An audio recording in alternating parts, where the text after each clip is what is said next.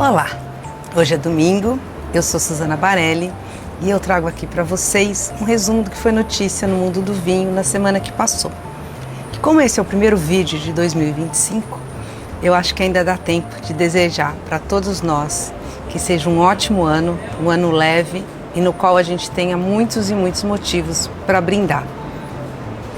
E nesse vídeo, com direito a barulhinho do mar, eu vou falar dos seguintes temas. Janeiro seco, que explodiu esse ano. Vou falar da categoria Spritz, com o lançamento da Chandon.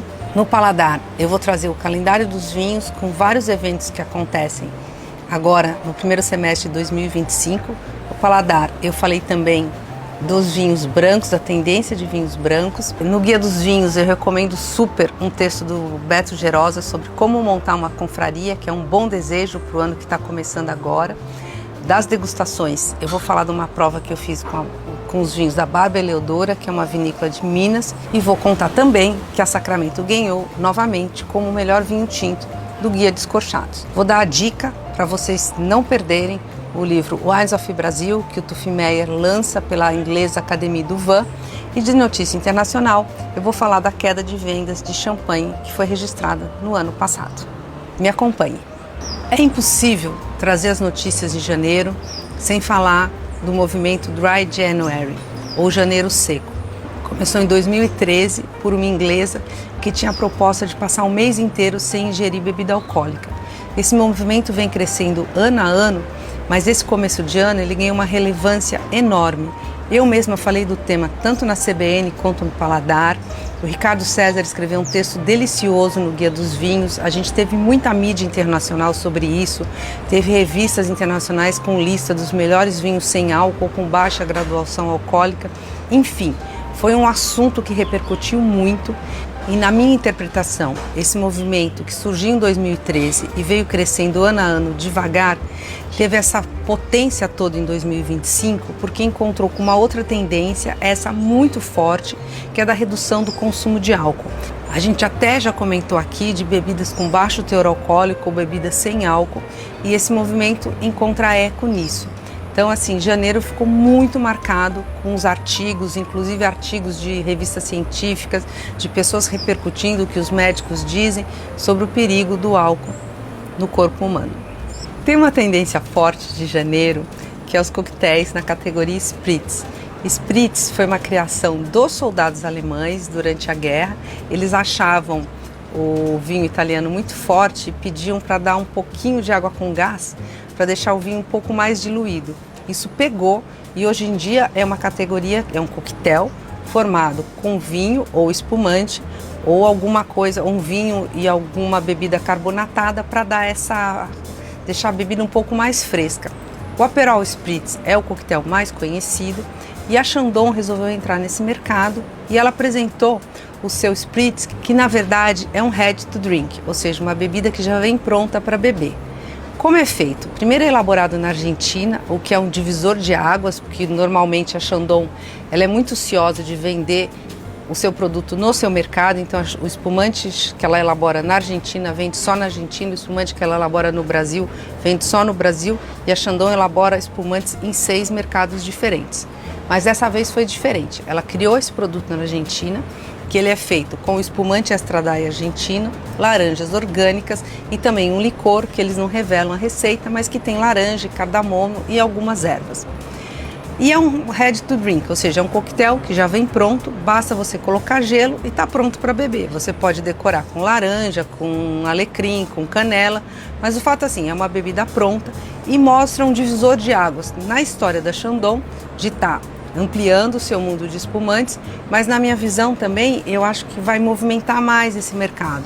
Eu acredito que muito em breve a gente vai ter outros concorrentes colocando esse produto no mercado, e é um produto que tem a cara do verão, ele é refrescante, com gelo e tudo mais, e mesmo tendo 60 gramas de açúcar por litro, que é muito, quando a gente pegar um espumante brut, por exemplo, o espumante brut tem até 15 gramas de açúcar por litro, esse tem 60. Agora, mesmo sendo muito, talvez pelo amargorzinho da laranja, pelo toque do espumante, ele não parece tão doce e ele é bem refrescante.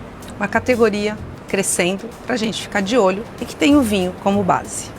Continuando o que eu escrevi para o Paladar, eu queria contar que a semana anterior eu fiz uma coluna que eu aconselho vocês a guardarem, que é o calendário do vinho, na qual eu listo os principais eventos de vinho que vão ter no primeiro semestre. E tá ali a relação completa. E eu já conto para vocês que abril, ao que tudo indica, vai ser o mês mais agitado, com eventos que não são só para especialista, mas que também são abertos ao público. E eu também escrevi no Paladar um texto sobre os vinhos brancos, que não aqueles que a gente conhece, elaborados com a Chardonnay e com a Sauvignon Blanc, que se casa com uma outra tendência que a gente já comentou aqui e que deve vir ainda mais forte nesse ano, que são da troca de vinho tinto por vinho branco nas ocasiões de consumo. As degustações, elas ainda estão num ritmo bem devagar. Eu tenho participado de pouca coisa, mas teve uma degustação que eu gostei bastante, que foi com o Guilherme Bernardes Filho, que é o dono de uma vinícola em Minas, que chama Barba Eleodora. Ele tem uma gama muito focada em Shiraz, com várias propostas. São vinhos interessantes, ainda tem aquela questão de madeira, alguns podiam ter um pouquinho menos de madeira.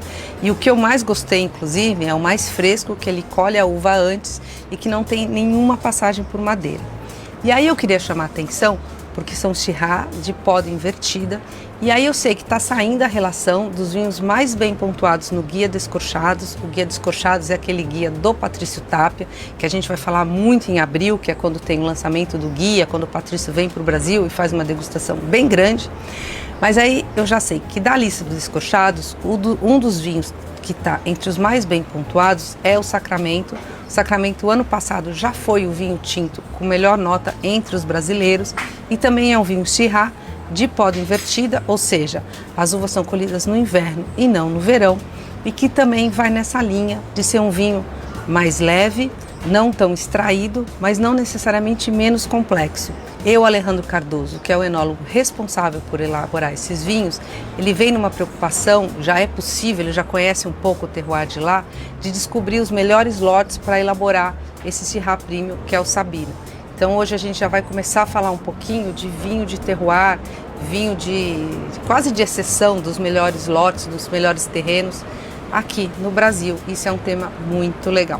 E na newsletter do Guia dos Vinhos, a gente publicou vários assuntos que eu achei muito interessante. E eu queria chamar a atenção aqui, a gente falou de tendências, falou do janeiro seco, mas teve uma coluna do Beto Gerosa que eu gostei bastante e que eu acho que serve de melhor desejo de feliz 2025. Ele conta um pouquinho como é que a gente forma uma confraria de vinho, por que a confraria é legal, como é que se aprende com a confraria de vinhos. E ele chamou a atenção numa confraria que foi aonde eu conheci ele, o Beto, que hoje é um dos 4 sócios do Guia dos Vinhos, que foi numa confraria que chamava Confraria da Baixa Gastronomia, e que a gente procurava restaurantes simples, nada estrelados, nada conceituados, e levavam bons vinhos para harmonizar com a comida local. E foi lá que eu descobri vários pontos muito legais de São Paulo. E foi lá também, já que eu falei já 2 notas sobre Shiraz e poda invertida, que eu provei o meu primeiro Shiraz de poda invertida, que foi o Primeira Estrada, e que o Gerosa me apresentou, não só a mim, mas as pessoas da confraria, e falou, prova esse vinho. E ele pediu para a gente adivinhar a origem do vinho. E ninguém do grupo, e era um grupo de especialistas, arriscou que era um vinho brasileiro. Então isso mostra o nosso potencial em elaborar vinhos em diversas regiões do Brasil. E para quem gosta muito de vinho, eu queria dar uma dica, que é reservar o seu exemplar do Wines of Brazil. O Wines of Brazil é a primeira obra do Tufi Meyer. O Tufi Meyer é um super low profile, mas é um super estudioso de vinhos, é um brasileiro. Ele foi chamado pela Académie du Vin, que é uma editora de livros inglesa, para escrever sobre os vinhos brasileiros. Eu estou super curiosa com essa obra, eu inclusive já reservei meu exemplar, ele deve ser lançado ao redor de junho, julho. E a Académie du Vin, para lembrar, ela é uma editora inglesa que foi lançada pelo Steven Spurrier, que é um personagem muito importante na história do vinho. Foi ele que criou, por exemplo, o Julgamento de Paris, que é aquela prova que mostrou a qualidade dos vinhos norte-americanos na comparação com os vinhos ingleses. Então tá aqui a minha dica para quem quer saber mais de vinhos brasileiros. E o Wines of Brazil, ele chega na frente de qualquer lançamento do Chile e da Argentina, e que mostra o Brasil sendo pioneiro nessa série de livros que a Académie du Vin está publicando como Wines of. A gente vai ter primeiro o Wines of Brasil, antes do Wines of Argentina e do Wines of Chile. Tufi, super parabéns pela iniciativa. E das notícias internacionais, eu queria chamar a atenção para o primeiro dado de mercado publicado agora em 2025, que é a queda de vendas de champanhe no ano de 2024. No mercado interno, teve uma redução de 7,2% nas vendas, no mercado externo de pouco mais de 11%, o que totalizou uma queda na venda de champanhes 10,8%, para ser mais exato. Isso significa que a demanda por champanhe está no mesmo nível que estava no ano de 2002. Então, assim, a gente está tendo uma redução grande do consumo desse espumante, que é o mais nobre e o mais reconhecido entre os vinhos borbulhantes do mundo. E é com esse som de barquinho no fundo e também de ondas no mar que eu encerro esse primeiro vídeo de 2025. Torcendo para a gente se ver muito nesse canal, agora, toda semana, até o final do ano.